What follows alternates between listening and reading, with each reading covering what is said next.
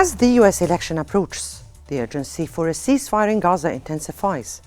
The humanitarian crisis deepens with widespread famine affecting the region, while Israel largely disregards international calls for aid. Secretary of State Antony Blinken has warned that failing to address these humanitarian needs could lead to cuts in military support to Israel. With the political landscape shifting, one must ask, will a ceasefire be established in Gaza before the US elections? Welcome to In Depth.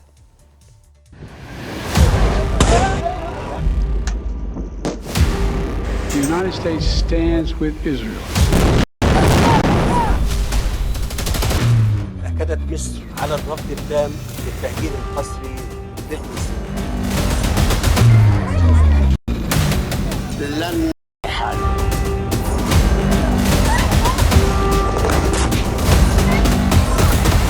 Gaza is becoming a graveyard for children. Israel must, in accordance with its obligations under the Genocide Convention, תפנו את הלחצים שלכם נגד החמאס ונגד הפטרון שלה, איראן.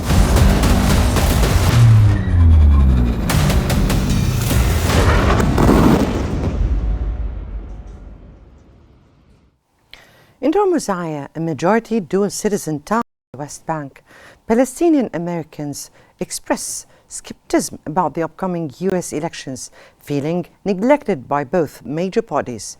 According to the Times of Israel, many are considering voting or supporting Green Party candidate Jill Stein, who has historically received many votes. With about 172,000 Palestinian Americans in the US, particularly in swing states, the community is reeling from violence in the West Bank, including the deaths of American and dual citizens, leading to pervasive sense of disillusionment and concern for peace.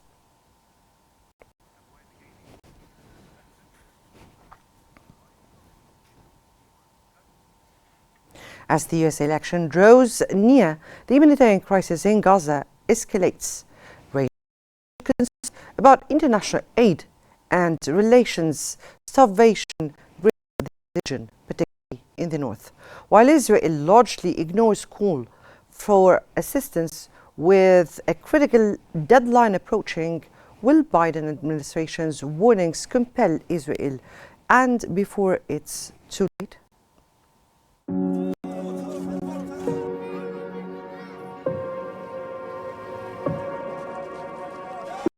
As the US elections loom, the humanitarian crisis in Gaza intensifies, casting a shadow over international relations and aid efforts. Reports reveal that starvation grips the region, particularly in the north. While Israel largely ignores pleas for humanitarian assistance, US Secretary of State Antony Blinken has repeatedly urged Israel to facilitate aid, emphasizing the urgency of the situation. A deadline set by the Biden administration for November 13th requires Israel to improve conditions or risk losing US military support. In a stark warning, a US official indicated that failure to comply could lead to a re-evaluation of military aid, a cornerstone of US-Israel relations. Despite some increase in food and medical supplies entering Gaza, aid remains insufficient, with only 20% of the required assistance reaching those in desperate need. The World Food Programme warns that over 90% of Gaza's population faces severe food insecurity. Meanwhile, humanitarian agencies report catastrophic conditions, with nearly 100,000 displaced individuals requiring urgent help. Israeli military operations continue, complicating aid delivery. Former officials expressed doubts about Israel's commitment to US demands, suggesting that meaningful changes may only come after the US elections, when political pressures dissipate. As the world watches, hope for a ceasefire hangs in the balance. The US prepares for a new political landscape post-election, and the stakes are high.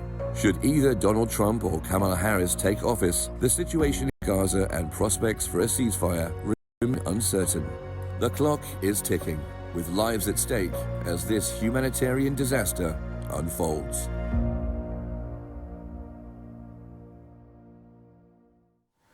Well, welcome back. And for more analysis, we're joined from Cairo by Dr.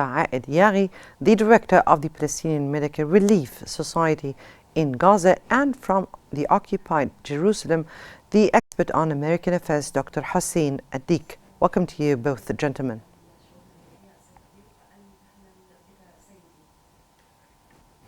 Right.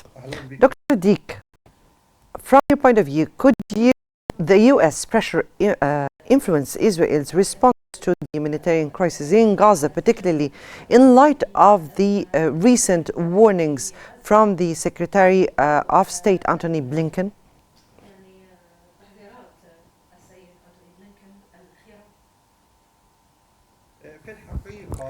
In fact, over the course of 1 year, all of the American movements and pressures over the government of Netanyahu have never been fruitful and have never really achieved anything on the level of humanitarian aid. They have not created any radical change relative to the facilitation of the access of Gaza. And so I perceive before the 5th of November, the time of elections of the United States, for anything new to happen. In fact, if Kamala Harris, the Democratic candidate, won the elections, we believe that she'll impose Netanyahu to allow humanitarian aid to access the Gaza Strip, because she mentioned that over and over again in her caucuses and in her election campaigns. She talks a lot in her campaigns about the importance of allowing the humanitarian aid to access the Gaza Strip. And in fact, if this didn't happen, I think that Netanyahu will keep on practicing his policies that are represented by his utter rejection of allowing humanitarian aid access into the Gaza Strip. But this, in fact, is going to be decided into within the allocated frame for elections. But Dr. Yaghi, what actions has the Biden administration taken to pressure Israel on humanitarian access in Gaza, and how effective have they been so far? Since you're speaking about if Kamala Harris comes, she would allow access to humanitarian aid. Good afternoon. First of all, let me to mention that there is no real pressure from the administration on the Israeli side. Any speech is going on the media is a lie from the USA administration. 2 weeks ago in the media it was being published that there is an American pressure on Israel, pressure or retreat to Israel through a letter to Israel from the USA Secretary of State and the Minister of Defense, giving Israel 13 days to improve the humanitarian condition in Gaza. Otherwise, U.S. administration will be forced to review the supply of weapons to the Israeli army in general. We as Palestinians sure that if the USA administration want to stop this genocide taking place in Gaza Strip, USA would have been done over many weeks or months. But the truth is that the USA administration is a partner with the Israel in committing this genocide in Gaza. How we as Palestinians, how we can understand the political support that the USA administration provide to Israel by using many times veto in UN Security Council, and to prevent reach a ceasefire decision from being taken. The USA administration provided financial, even the USA administration provided financial support to Israel. We are speaking about $14 billion. It was paid in November last year. In addition to providing the Israeli army with the weapons necessary to continue what is doing in Gaza. It is the real pressure of USA. They are not pressuring. They are Israel. They are not doing anything to improve the humanitarian situation. We understand that the USA now they are far away 3 days only for the election, and they want to gain more votes, especially from Arab voters and Muslim voters. Right.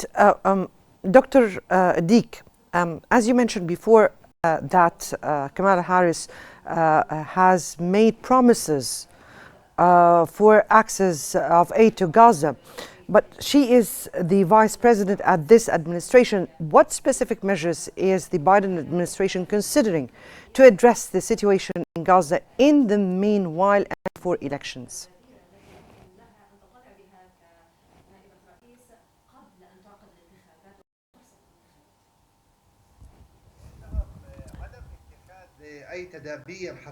In fact, the lack of the operationalization of any effective measures until now from the end of Kamala Harris and her utmost support, in fact, makes her a partner in that crime, which is the crime of imposing assault over the innocent Palestinian people.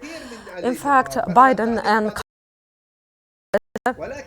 could have done a lot in the last period. They could have, for instance, suspended military aid presented to Israel, but they didn't do that. They kept on refraining from that. And the reason why they keep on refraining from that is that Jew donors who subsidize the American Congress and American election campaigns come from Jews. And in fact, around 25% of subsidizing elections, U.S. elections, whether from the American, from the Republican or relative to the Republican Party or the Democratic Party. In fact, both parties rely heavily on the financing of Jew donors. And in fact, we have as well the role of the strong Zionist lobby, which finances U.S. election campaigns. And so the United States doesn't really have the wherewithal to impose anything. They don't have the capacity to force them to stop the war or to even facilitate the access of humanitarian aid into Gaza, because they know very well, both the Republicans and the Democrats, they know very well that they lose the financial coming to them from the Zionist lobby and the Jew donor agencies. Right, Dr. Yai, how might the upcoming U.S. election impact the Biden administration's response to the humanitarian crisis in Gaza? Let me speak about the international community. Of the international community is still less than we require. And of course, the international community still stands helpless to face what's happening now in Gaza and what Israeli army is committed in Gaza. You can imagine for the first week now, the Israeli army is still preventing the entry or the entry of humanitarian goods. I mean, food, medical supplies, water, and other things to the northern part of Gaza Strip. And until now, for the fourth week, they're preventing the first aid workers, the medical teams, and the civil defense personnel move inside Gaza, north of Gaza, to help the injured people, and the bodies now are still in the streets, and this bodies now is being eaten by dogs, and the international community and the UN agencies, they are stands by and watching what's happening. It is an unjust international community who deal with a double standard. Today it was being the first day of the second round of vaccination campaign in Gaza has been deleted for 10 days. And after a special coordination, which done by UNICEF and WHO, UN agencies, today Israeli army they are shooted at Sheikh Radwan Primary Healthcare Center at northern area of Gaza City. It is the real what's happening in Gaza. We are speaking now about more than 1,200 people. They were being killed in the last few days in the north area of Gaza. We are speaking about they close and they cannot receive any patient or any injured. Even the staff, medical staff, the majority of Kamal Udwan staff, they were being arrested or they are pressure to evacuate them to Gaza City. We are speaking about the catastrophic situation in Gaza, in north of Gaza. And this morning, even the Israeli army, they are repeating the same scenario. They are starting to incursion on Jabal, on southern area of Jabalia, and they asking the people we are speaking about thousands of people to leave their houses or shelters and to leave to Gaza City. It is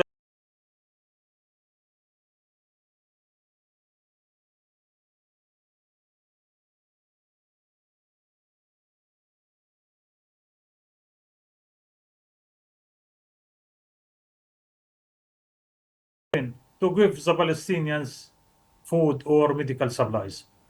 Humanitarian misery, indeed. Dr. Deek, what are the key factors that could lead to a ceasefire in Gaza as the elections approach?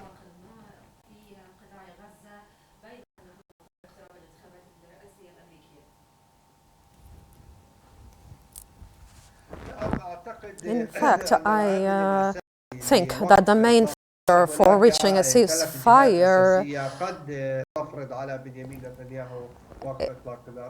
can be done through main three parties. In fact, the American stance, if the American position is on board with that, it will impose a ceasefire on Netanyahu. The other thing is the security and military installments of Israel. If that's their will, Netanyahu will follow on. The Israeli public opinion, because the majority of the Israeli public opinion right now are on board with the bombing of Gaza. And in fact, Netanyahu kept on propagating the myth that this war he's waging on Gaza because it's an existential war, that it is a matter of to be or not to be. And so for that matter, we see that the Israeli parties and the Israeli public opinion are all on board with Netanyahu when it comes to the continuation of this war. In fact, there are objectives that are visible for this war and others that are invisible. In fact, the visible objectives of these wars, of this war, which can be represented by the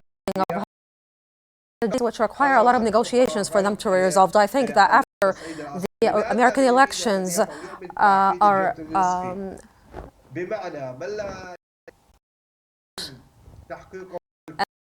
come out, I think we can see something different, because Netanyahu will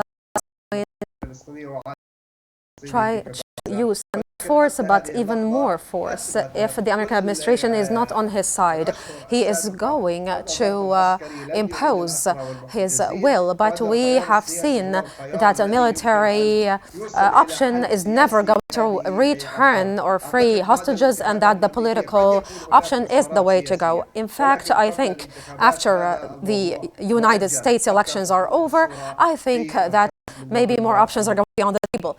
But until now, the situation is going to remain as is. Dr. Yari, what is really preventing the international community from addressing Gaza's humanitarian needs, and who is behind hindering the access of aid into Gaza and the more needy areas in the Palestinian occupied territories?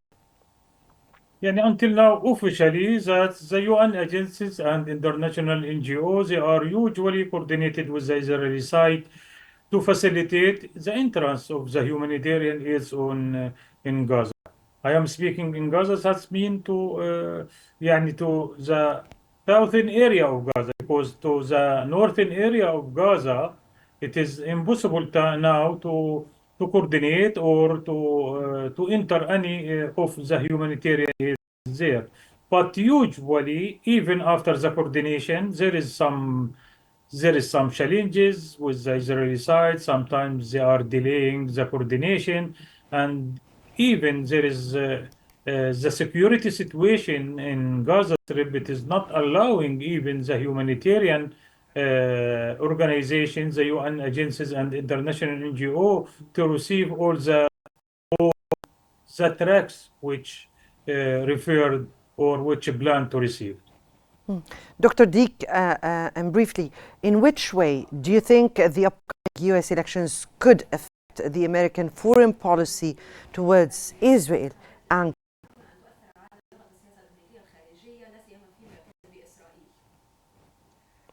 the American foreign policy towards Israel is, in fact, fixed and, in fact, is governed by the institutional relationships between the two states. It is a strategic relationship that is never going to change, but the coming American administration will never be able to continue this open support for Israel. In fact, Trump keeps about the termination of war for economic reasons, and Kamala Harris speaks about the termination of war for humanitarian purposes, and the fact that there are a lot of American political projects that are ongoing in the Middle East. And in fact, we are going to witness an era of in which a lot of political resettlements or compromises are going to take place. Dr. Yari, from your own perspective, how does the U.S. domestic politics affect its foreign policy on the Israeli-Palestinian conflict during such a humanitarian crisis or misery? Of course, if the humanitarian situation, it will be like this, what's happening in October. In October, it was being totally less than 250 trucks which entered during all October.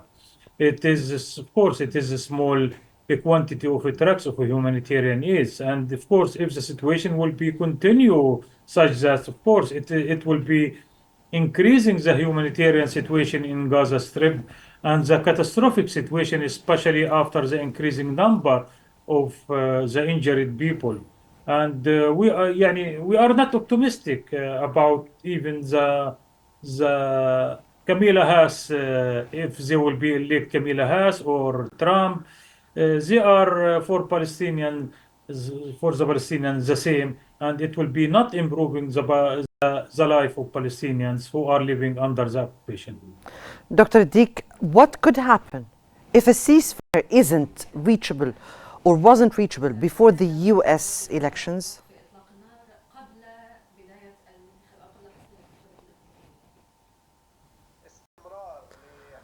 I think what's going to happen is that the genocide war against the Palestinians and the Lebanese peoples are going to continue, and the continuation of Netanyahu and his breaching of international humanitarian law and international law.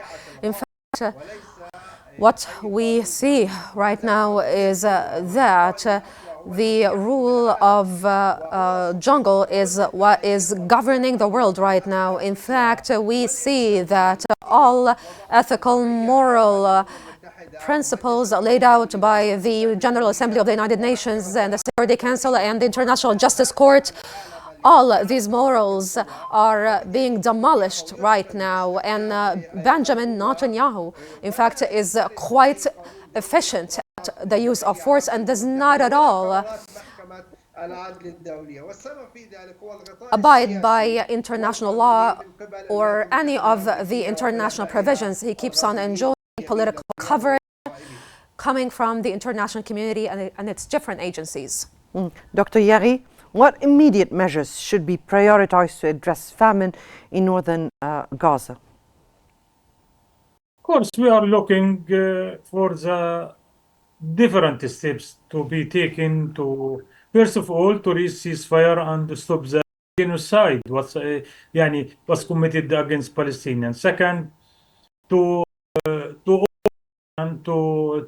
create the humanitarian corridor to enter all humanitarian needs, food, medical supplies, water, and other, and to let the Palestinian wounded, injured, to live outside Gaza, to have their treatment there, and to enter and to allow for the medical delegation to enter to Gaza to help Palestinians and to restart reconstruction of the infrastructure, especially the hospitals and the primary health care center.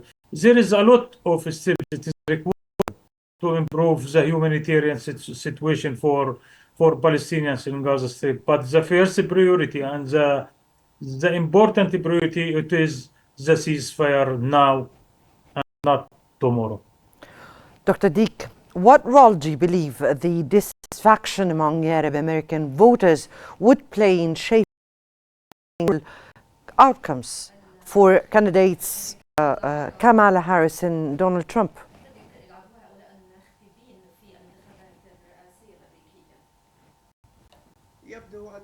It seems that the Arab voice is divided across three main candidates. The first candidate, which is getting the biggest chunk of Arab American votes, is Jake Stein. In fact,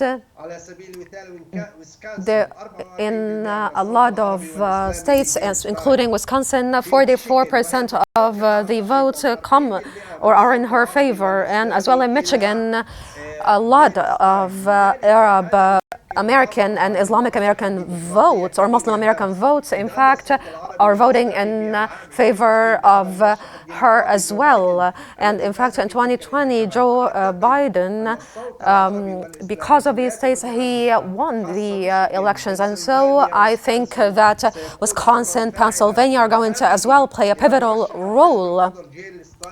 And in fact, going as well to vote in favor of this candidate, and this is going to lead to the winning of Trump over Kamala Harris. Now, Dr. Yagi, from your point of view, what role do humanitarian organizations play in advocating for change in Gaza? Are they able to do so, and how can they handle the political pressures? The humanitarian organizations, they are trying to do and to provide different services for the people. But again, the Israeli army, they don't allow them, and the situation in the ground, they don't allow them to work smoothly. First of all, there is no any humanitarian assistance to help the people. There is a shortage, a lot of shortage of medicine and supplies. But anyway, the humanitarian organizations, they are working beside other UN agencies to provide the necessary services for the people, especially in the health and in education, and to support them. And in advocacy level, they are trying and they are working in different levels to pressure the international community to work hardly and to put more pressure on Israeli government to stop this genocide and to allow the humanitarian organization to work in safety and in security situation. Right, Dr. Deek, given the current humanitarian situation, do you think the Biden administration's deadline for Israel could improve conditions and would be effective, and how many deadlines have to be put again and again and again?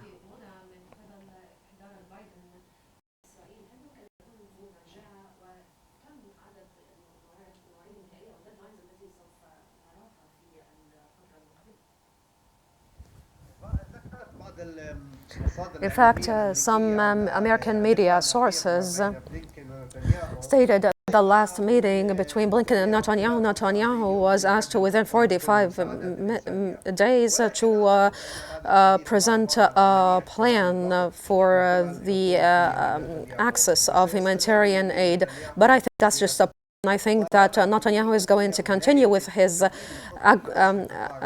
aggravating policies, and in fact he's going to keep on demolishing and practicing his genocidal practices over the Palestinian people in order to achieve his political and military aims. In fact, Netanyahu does not want any political ruling system to emerge.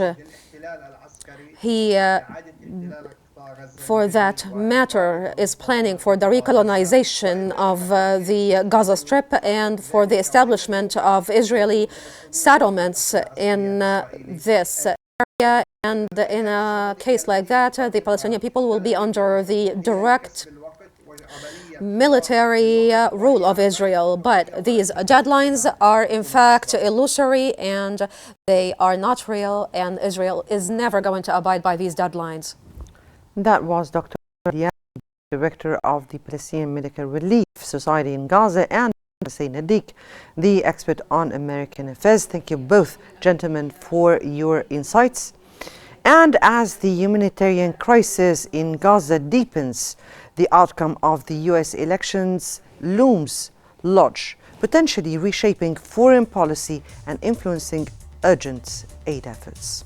That brings us to the end of today's episode of In Depth. Don't forget to follow Qnews on YouTube, Facebook, X, Instagram and TikTok at QNewsAGY to stay informed. For real-time updates, connect with us on the UMS digital platform. Watch it. Many thanks for watching and stay tuned for more updates on Qnews.